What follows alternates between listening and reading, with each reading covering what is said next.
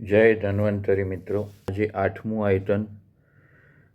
વ્યક્તિએ જીવન જીવવા માટે આહાર લેવો જોઈએ, પણ કેવા વ્યક્તિએ કેવા પ્રકારનો આહાર લેવો એ વિષય ઉપર આ આયતનોનું મહત્ત્વ છે.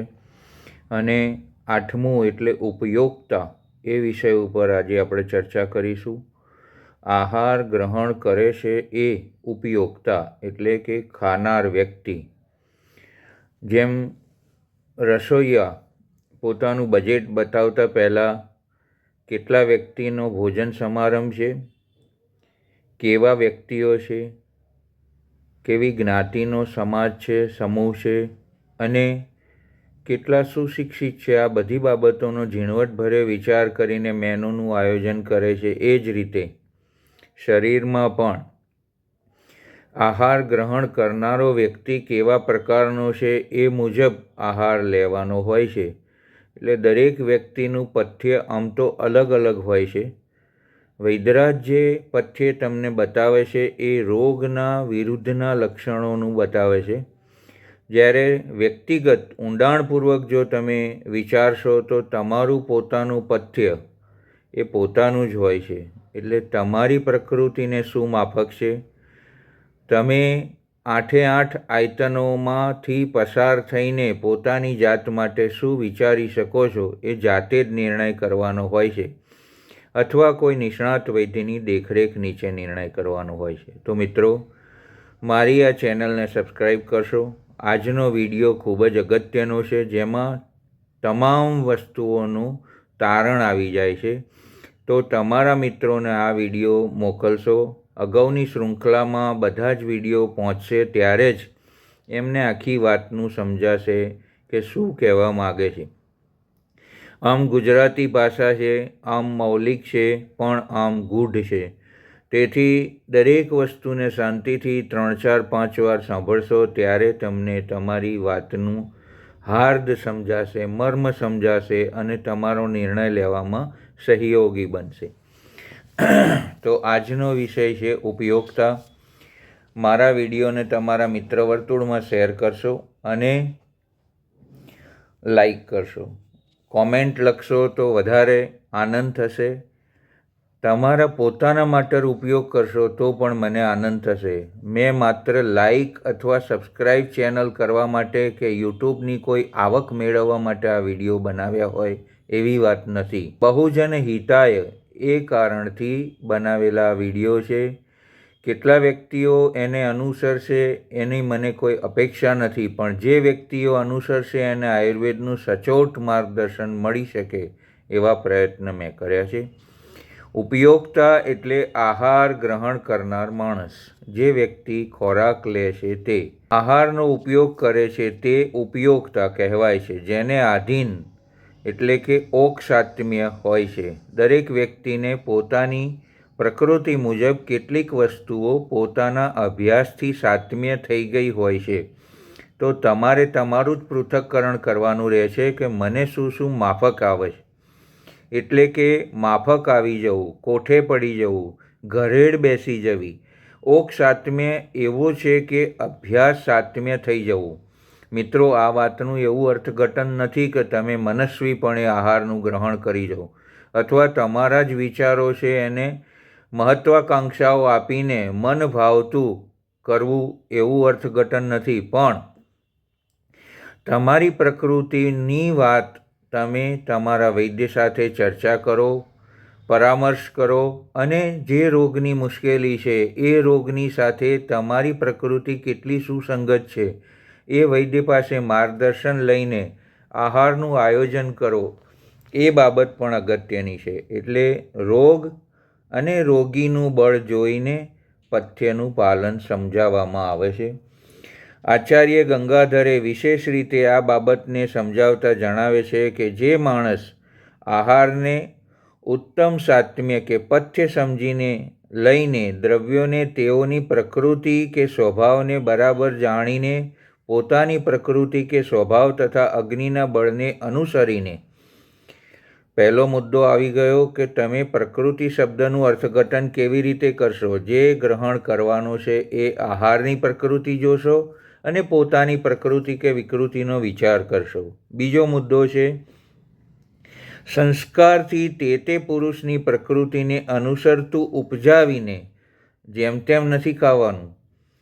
એને બુદ્ધિશક્તિથી વિશેષ રીતે મૂલવવાનું છે અને એનો સંસ્કાર એટલે કરણ કરીને સંસ્કાર આપીને તેને યોગ્ય બનાવીને ગ્રહણ કરવાનું છે. આ જ રીતે ત્રીજો મુદ્દો છે કે સંયોગની સ્થિતિ સમજી જરૂરિયાત મુજબ રાશિ કે માત્રા સંયોગ પણ તમારે એ રીતે કરવો છે કે 2 કે 3 કે 2થી વધારે અનાજ ભેગા કરવા કે એકલું જમવું, એ રીતે તમારે આહારનું આયોજન કરવાનું છે. આ ઉપરાંત રાશિ તમારી કેટલી ભૂખ છે, તમારી પાચન શક્તિ કેટલી છે અને તમે કેટલું પચાવી શકશો અથવા તો ઝડપથી જીર્ણ બનાવીને ઉપયોગ સંસ્થાના લેવલ સુધી પહોંચી શકશો. બીજા સમયનું ભોજન ગ્રહણ કરવાનો સમય નક્કી હોય છે. જેમ કે હોસ્ટેલમાં રહેતા વિદ્યાર્થીની વાત આપીશ તો આ વાત તમને વધારે સમજાશે કે એમને સવારે 11 વાગે ભોજન લેવાનું હોય છે અથવા તો નોકરિયાત વ્યક્તિ બેંકમાં કે ઓફિસમાં નોકરી કરતો વ્યક્તિ 10:30 વાગે જમે છે ને સાંજે 7:30 જમે છે, તો એનો સમય બરાબર છે. પણ વેપારી વર્ગ માટે વાત કરીએ તો 2:30 વાગે બપોરે જમનારો વેપારી જો સાંજે 7:30 જમવાનું અનુકરણ કરશે તો મુશ્કેલી થઈ શકશે. માટે 2 અન્ન ગ્રહણના કાળને પણ આપણે યોગ્ય રીતે મૂલવવો જોઈએ અને એ જ રીતે આહારનું ગ્રહણ કરવું જોઈએ. અને કેટલી માત્રામાં આપણે જમીશું તો પાચન સારું થશે એ પણ જોવું જોઈએ. 60 વર્ષના વ્યક્તિએ સાંજે અલ્પાહાર લેવો જોઈએ જેથી કરીને શરીર એના તાબામાં રહે અને બપોરે મધ્યમ આહાર લેવો જોઈએ જેથી કરીને 2 થી 3 રોટલી વધુમાં વધુ લઈ શકાય છે. પરંતુ આ રાશિને તમે બરાબર રીતે નહીં લો અથવા દેશ દ્વારા આહાર દ્રવ્યની ઉત્પત્તિ જે જગ્યા ઉપર આહાર દ્રવ્ય લાવ્યા છો, જેમ કે ભાલના ઘઉં, ઉત્તર પ્રદેશની ભાજી, આ વસ્તુઓ આપણે જો જમતા હોઈએ તો કેવી રીતે જમવી એની વાત આપણને દેશ દ્વારા આહાર દ્રવ્યની ઉત્પત્તિ તથા પોતાની પ્રકૃતિનો વિચાર કરીને દેશ સાત્મ્ય થઈને અવસ્થા અને ઋતુનો વિચાર કરીને ઋતુ અને અવસ્થાનો પણ ખાસ વિચાર કરવાનો છે કારણ કે કાલ એ એના ઉપર છે. તો તમારી અવસ્થા અને હાલ ચાલતી ઋતુ મંડ આદિ આહાર દ્રવ્યોને ભોજન દ્રવ્યોની કલ્પનાઓ તૈયાર કરવી.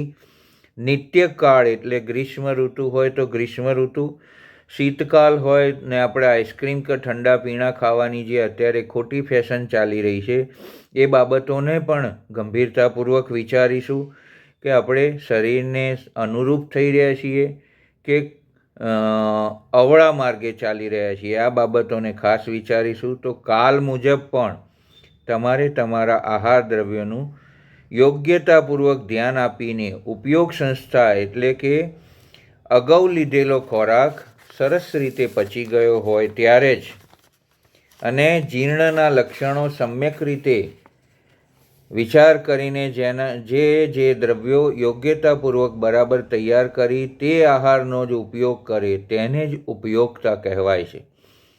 અને અભ્યાસથી પણ આવા વ્યક્તિને જે વસ્તુઓ ઓકસાત્મ્ય અભ્યાસથી થતું પથ્ય એ ઉપયોગતા ખાનાર માણસને આધીન હોય છે. જેમ કે સંગીત શીખનાર વ્યક્તિ ગાયક કલાકાર બની શકતો નથી, પણ અભ્યાસથી એકસાથે 2 ઇન્દ્રિયોને કામ કરતા ચાલવી શકે છે. મનને ગુણો કહીએ તો એકત્વમ અણુત્વમ છે, એટલે મન એકસાથે એક ઇન્દ્રિય સાથે કામ કરી શકે છે. 2 ઇન્દ્રિયો સાથે કામ કરવામાં એની ફાવટ હોતી નથી, પણ અભ્યાસથી પ્રેક્ટિસથી એ વ્યક્તિ બંને વસ્તુ એકસાથે કરી શકે છે. એ રીતે તમે પણ તમારા શરીરને ઓકસાત્મ્ય ત્યારે જ કહેવાય શકો કે તમે એનો અભ્યાસ કરો, આવનારા માર્ગમાં આવનારા બધા જ સંઘર્ષોને પાર કરો અને શરીરને અનુરૂપ ઘરેડ પાડીને કોઈ વસ્તુઓને સાત્મ્ય બનાવી શકો. એ વાત એ ઉપયોગતા પર છે, એટલે ખાનાર માણસને આધીન હોય છે. તેને જે વિચાર કરે છે તેને તે આધીન બની શકે છે. આમ ઘણા માણસને ઓક્ષાત્મ્ય કે અભ્યાસથી થતું પથ્ય એ ભોજન કરનાર માણસને આધીન છે.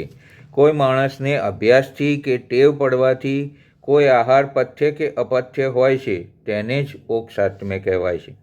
પરંતુ જ્યારે તમે વિકારમાં પહોંચી ગયા છો, જ્યારે મુશ્કેલીઓ ઊભી થઈ છે, ત્યારે ઓક્ષાત્મ્ય બનાવવાના અખતરા કરવા ના જોઈએ. ત્યારે પહેલાં વિકારનું શમન થાય તેવું વૈદ્ય દ્વારા બતાવેલું આયોજનનું પાલન કરવું જોઈએ. કોઈ માણસને અભ્યાસથી કે ટેવ પડવાથી કોઈ આહાર પથ્ય કે અપથ્ય હોય તે જ ઓક્ષાત્મ્ય કહેવાય છે. ઉપયોગતા તેને કહેવાય છે જે આહારને ખાય છે, અને ઓક્ષાત્મ્ય તેને આધીન હોય છે. એટલે કદાચ તમારી પ્રકૃતિ મુજબ તમને છાશ ખાવી અનુકૂળ રહેતી હોય, જેમ કે પટેલ સમાજ અથવા દેસાઈ સમાજના પેશન્ટ હોય અને એમને શરદી થઈ હોય અને માનો કે બપોરે છાશ ખાવી એ એમને કોઠે પડી ગઈ છે, અથવા તો એમને થોડીક છૂટછાટ વૈદ્ય આપી શકે કે ભાઈ ખીચડી દાળ ભાતમાં તમે મોડી છાશ, તાજી છાશ સામાન્ય રીતે ખાઈ શકશો. બાકી એવું ને એવું જેને સાત્મે નથી એવા વ્યક્તિને કહી ના શકીએ, અથવા એણે લેવું ના જોઈએ. આંધળું અનુકરણ કરવું ના જોઈએ, બુદ્ધિશક્તિનો ઉપયોગ કરવો જોઈએ, એમ કહેવા માગીએ છીએ. સાઉથવાળા જેટલી આમલી ખાઈ શકે છે, બીજા દેશના લોકો એટલી ખાઈ શકતા નથી. કારણ સામાન્ય આંબોળિયાના પાવડરથી પણ એમને સાંધાના દુખાવો વધી જતા હોય છે.